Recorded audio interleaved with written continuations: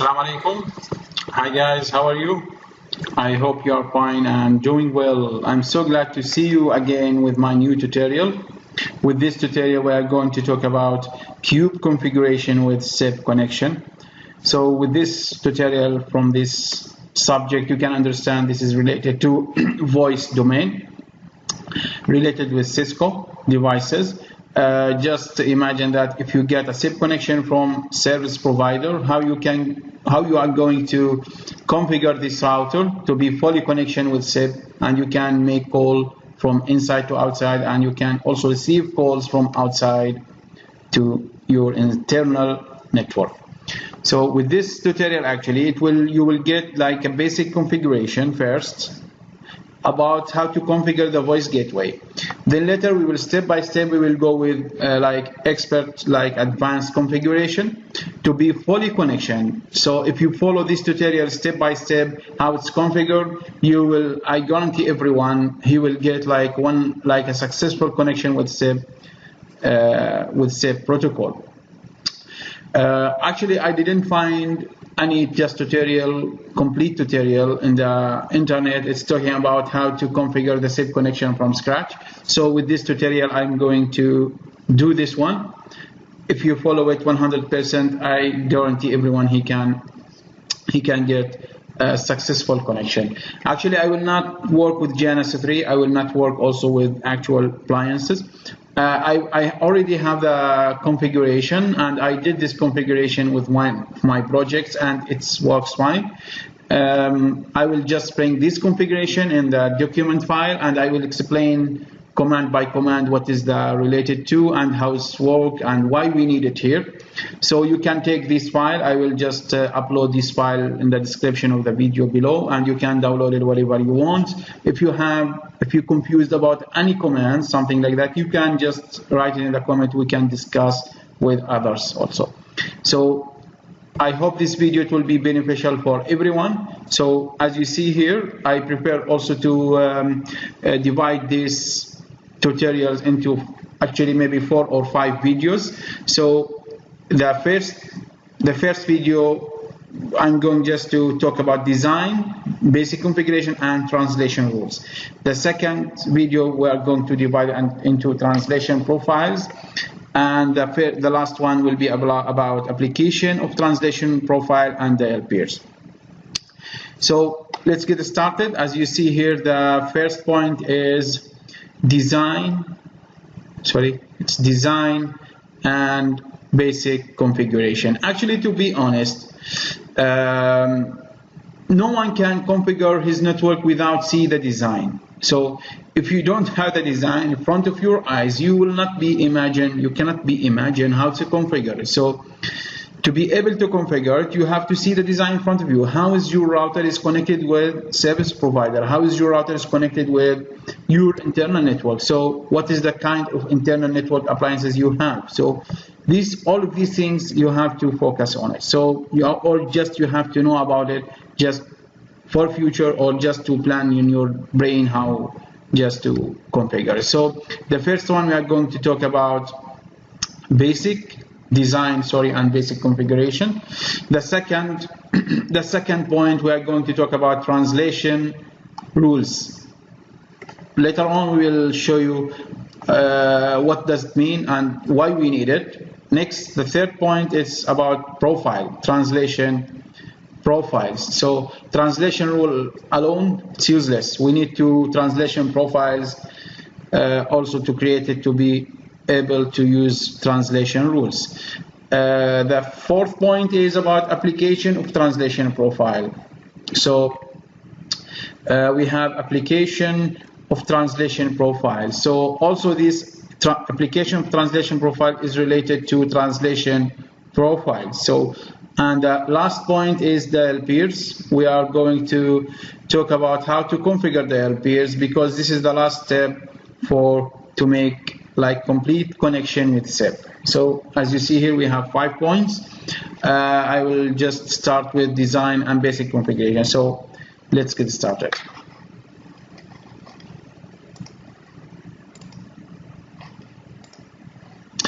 As you see here, this is our design topology, network topology, you can call it like that. This is the cloud from ISP. Okay, I have they will provide me with SIP service. They will also make, this is like, for example, the fiber optic leased line. It's directly to my network. Actually, maybe sometimes it will not actually direct to voice gateway. There is like appliance here or small switch is related to service provider. They will connect to it, and then you will get a connection to your voice gateway. It's not our just like a subject here, just for more explanation. So this is my voice gateway. Let's suppose voice gateway number 1. I have another one for redundancy. It's not our topic now, but just let's focus about voice gateway number 1. This voice gateway, it's a router gateway. It's a cube. They call it a cube. So it's look like edge router. So this edge router, it will be connected with my internal network with 2 lines, okay, or 2 connection. So as you see here, I have core switch number 1 and core switch number 2. So voice gateway first connection with core switch 1 and voice gateway 1 with core switch 2. What about call managers? CUCM, Cisco Unified Communication Manager. I also have 2. One's publisher and the other one is subscriber. The same way of connection. I have 2 lines. Okay, so I have also line with core switch number 1 and core switch number 2. This is what's actually you have to do inside your network. So we can divide this one, the parts. This is your parts. You are responsible of this, and this is the service provider side. Actually, if you get the SIP connection from service provider, the service provider, they have to give you many things. Actually, the 4 main things. They have to give you your customer IP address. You have to know about it. They have also to give you the ISP IP address. What is the IBS? What is their IP address for next hop connection? And the most important is SIP server IP. Sorry, it's just I alone. Where is the P? SIP server IP. So, and the last one is codec.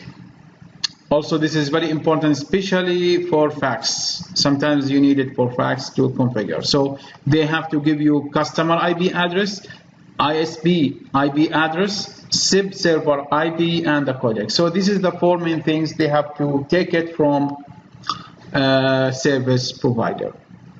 So this is just like what you need here from this, okay, from this design.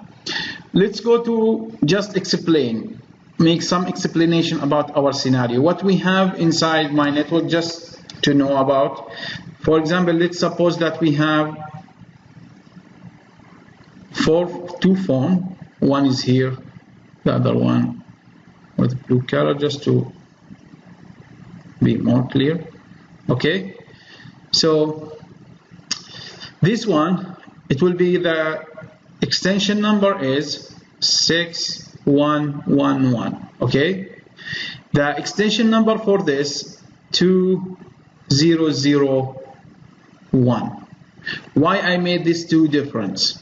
Yes, this is very important question.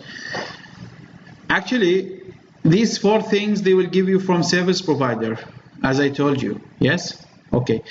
Not only these things, they will give you also the SIP number. What is the telephone number? So it depends how much number or line you bought from them. You bought 550, 100 numbers, whatever. So let's suppose here the service provider in our country, they will give me this range of numbers. So it will be 0, 1, 2, 3, 4, 5, and 6. After 6, any 3-digit number. Okay, it will be 111, 123, 342. It depends what they are. This range they give you. If you give you, for example, 50 numbers from 1, for example, to 49, something like that, or from 001 to 49, something like this.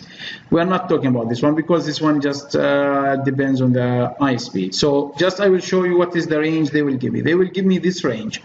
Actually, if I want to, this is landline, okay? This is a line. So if I want to dial 012345611, okay, they have this number, anyone from outside, because we talked this is outside. If anyone call this number 012345611, they have to go immediately to my extension. Inside the call manager, I will not configure this phone with 012345611. No, I will not do that. I will give it just extension from 4 digits. Okay, so I need everyone call from outside to this telephone number. It will go directly to this extension, so 6111. Why? Because this phone or this line or this number, they call it DID DOD. Okay, direct inward dialing or direct outward. So direct inward or direct outward, what does it mean? That means if I configure my voice gateway completely and I configure my call manager completely without any just like privilege, without any rules, without any privilege, anyone can, if anyone dial this number, okay, it will go directly to my phone. And this phone also, if anyone if anyone dialed any external number, they can go directly to outside. For example, if he dialed 911, they can go to 911. If they dialed, for example, 012367111, they will go outside also. So that means direct inward, direct outward. That means this number has a privilege to go outside, and anyone can call from outside to inside. So this is what we are going to focus on it. We are going to focus in this telephone, not in this telephone. This telephone is internally. Maybe some of you, they will say, or they are thinking, also I cannot just like to let this one to call outside. No, you can. You can do this through just like to open privilege for this phone to be able to call outside. This is related to call manager. Sorry, this is related to CUCM. This is Cisco Unified Call Manager. This one later we are going to talk about it, but let's focus first of all in the voice gateway. Okay, so this is what we need. So I think now the design issue, it's okay for you. Let's go now to basic configuration.